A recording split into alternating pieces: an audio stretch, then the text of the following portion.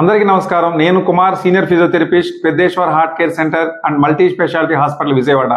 నడుము నొప్పి ఇప్పుడు అందరిని వేధిస్తున్న అతి పెద్ద సమస్య.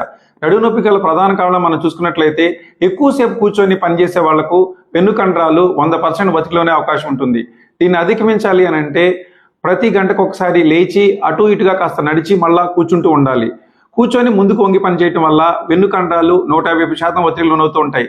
దీన్ని అధిగమించాలంటే నిటారుగా కూర్చొని మాత్రమే పనిచేస్తూ ఉండాలి. ముందుకు వంగి బరువులు ఎత్తడం వల్ల వెన్నుకండరాలు 180% ఒత్తిడిలోనవుతూ ఉంటాయి. దీన్ని అధిగమించాలంటే 2 మోకాళ్ళు వంచి బరువుని తీసుకుంటూ ఉండాలి. అలాగే మరి ముఖ్యంగా ఈ నడుము నొప్పిని మనం శాశ్వతంగా అరికట్టాలి అని అంటే వెన్నును బలంగా ఉంచే ఎక్సర్సైజ్లు మనం ఇవన్నీ ప్రతిరోజు చేస్తూ ఉండాలి. Bridging, cat and camel, lumbar extension exercises ప్రతిదినం చేస్తూ ఉండాలి. Thank you.